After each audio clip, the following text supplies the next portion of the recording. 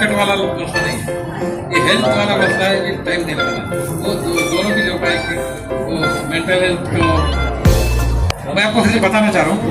और एक बुक भी मैंने अभी लिखा खास, mental health correlating WHO guidelines with Quranic teaching. इसमें 74 चैप्टर्स है और हर एक चैप्टर एक किताब बन सकती है। अब इसमें हर पहलू है, ये जितने मैं बात की अच्छे एरिया सब है इसमें।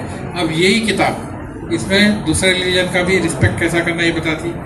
अब इसी मॉडल पे इंशाल्लाह हम Bible, Bhagavad Gita, Buddhist teaching और जैनिज्म और सिख टीचिंग पे टू बनाने वाले हैं। इंशाल्लाह वो भी आ जाएंगे जल्दी, क्योंकि ये हमारे पास प्रैक्टिस में हम ला रहे हैं, हम पेशेंस को इस पर प्रमोट कर रहे हैं। और जहाँ तक इसका इन्वॉल्वमेंट होता है तो उसके मेंटल हेल्थ के इम्प्रूवमेंट में और इम्प्रूवमेंट ज़्यादा हो जाता है।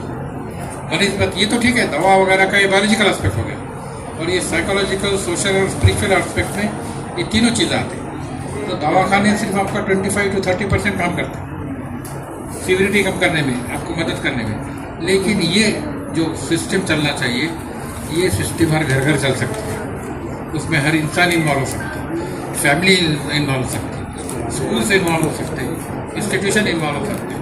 तो ये बेसिक चीज़ जो है, तो ये बेसिक चीज़ पे हमारा फोकस कर रहा है। तो स्पिरिचुअलिटी का एस्पेक्ट, यानी ये दो सिंपल चीज़ है, दूसरे का कोई नुकसान नहीं, दूसरे का भलाई का सोचना, वो भलाई की इंसान का भलाई। अगर मैं समझो किसी को भी बोलूँ, किसी भी मजहब का है, अगर भूखा है उसको खाना खिलाऊँ, इंसानियत हो गई कि नहीं? कोई किसी भी मजहब का है, बीमार है उसको दवा दो, भलाई का काम है। कपड़े नहीं, कपड़े दो, या उसको कोई काम लगाने के लिए आप कोशिश करो। आपको आपसे हटके दूसरों के भलाई का सोचना पड़ेगा, ये आपके मेंटल हेल्थ को सुकून देता है। मेरी बात तो मेंटल हेल्थ बीमार होने के बाद इलाज होना एक अलग चीज़ है, मगर जैसा फिजिकल इलनेस, फिजिकल फिटनेस जैसा है कि आप फिजिकल फिटनेस बगैर बीमारी के भी आपको फिटनेस लगता है, बराबर ना? तो बीमार होने के बाद इलाज कराते बीमारी का, यहाँ भी तो मेंटल फिटनेस ये है कि आप बीमार होने से पहले तंदुरुस्त रहे और दूसरों को तंदुरुस्त के लिए प्रमोट करें।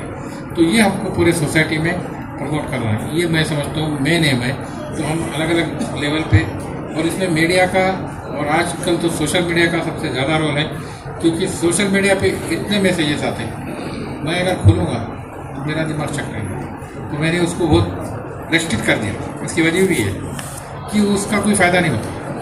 और जब मैं कॉल भी बहुत से लोगों के उठाता नहीं, लोग कुछ नाराज़ भी होते, तो मैं जब फ्री रहा तो मैं कॉल उठाने को कॉल नहीं उठाता, क्योंकि जब तक तुम अपना टाइम का केयर नहीं करेंगे। तो इसमें बेसिक चीज़ें हैं। अब मैं 2-3 पॉइंट पे आता हूँ। सबसे बड़ा हेल्थ के लिए जुड़ा हुआ मेंटल हेल्थ और फिजिकल हेल्थ नींद है। नींद, अब आप में से मैं पूछूँ, आप कितने घंटे सोते रोज? 8 घंटे। 8 घंटे। कब सोते और उठते कब? 7 बजे, सुबह 8 बजे, बराबर। अभी सोसाइटी में अगर जाएंगे आप सुबह 7 बजे 8 बजे, कितने लोग घर में होशियार दिखेंगे आपको? सब 10-11 के बाद उठने वाले लोग होंगे। रात को 12-1-2 बजे तक जागने वाले कितने हो गए? देखिए, अब ये सबसे ज़्यादा बिगाड़ करने वाला सिस्टम हो गया। क्यों मैं बताता हूँ, ये आपका क्रोनोलॉजिकल बायोरिदम जो है, रात में जो हार्मोन निकलते हैं अंधेरे में, वो नींद के हार्मोन्स है, स्ट्रेस कम करने वाले हार्मोन है। और अगर आप जागे रात में तो स्ट्रेस बढ़ाने वाले हार्मोन निकलते हैं और आपका नींद उड़ाने वाले हार्मोन निकलते। तो हमने दिन को रात, रात को दिन कर दिए, बराबर है ना? अभी लाइट पॉल्यूशन कितना है? आप लाइट पॉल्यूशन का लफ्ज़ सुने पहले? नहीं, ये जो पूरी लाइट है ये पॉल्यूशन है। ये इसमें लाइट जो है, हम नेचुरल लाइट को रोक दिए, हम बैठे आर्टिफिशियल लाइट में। सूरज की लाइट, चांद की लाइट, ये आपके हेल्थ के लिए अच्छी है। अब मैं इसीलिए जो आपको अलग अलग एस्पेक्ट बोला ना, तो इंडिविजुअल से शुरू करो क्या, आखिर से शुरू करो। तो आपका फिजिकल, बायोलॉजिकल, एनवायरनमेंट, ये सब इम्पोर्टेंट। झाड़ दरख्त कितने कट कर दिए, प्लांटेशन कितना कम है, ऑक्सीजन हमारा कितना कम हो रहा, पॉल्यूटेड एयर हम कितनी ले रहे हैं, ये सब आपके मेंटल और फिजिकल हेल्थ को अफेक्ट करता है। अब कुछ चीज़ें तो यहाँ मजबूरन भी हो रही, कुछ मैं बोलने लगूँगा तो ये लोग मेरे से नाराज़ भी हो जाएंगे। अभी मैं बोल देता हूँ, मगर बोलना ज़रूरी भी इसलिए है। अब आप पानी पीते, पानी है ना, तो पानी क्या में पीते? बॉटल रखे, प्लास्टिक। अब मैं कहूँ कि ये पानी आपके लिए नुकसानदेह है, कितने लोग मानते हैं इसको? मानते कितने? सभी मानते हैं। और पीते कितने? सभी पीते हैं, बराबर है। तो हम समझ के भी नहीं करते, तो फिर मेंटल हेल्थ कहाँ से सुधरेगी? बात समझे? अब ये जो पानी है इसमें माइक्रोप्लास्टिक आता है, और ये माइक्रोप्लास्टिक आज आपको ब्लड प्रेशर कर रहा है, कैंसर कर रहा है, डायबिटीज कर रहा है, ये सबको मालूम है, और उसके बावजूद हम उसको रोकने के लिए तैयार नहीं। तो ये एफर्ट इंडिविजुअल लेवल पे, कम्युनिटी लेवल पे, अब मेरे लिए अगर मैं कोई ला के दिया कहीं भी प्लास्टिक में, मैं पीता नहीं उसको, और मैं बोलता हूँ भी दूसरों को, तो बोलते मजबूरी है हमारी, हम उसको नहीं कम कर सकते, लोग नहीं मानते। तो ये हर एक के दिमाग की सोच बनना चाहिए कि ये चीज़ मेरे लिए जितनी नुकसानदेह है वो दूसरे के लिए भी नुकसानदेह है, तो हमको बचना और बचाना ये दोनों भी जरूरी है।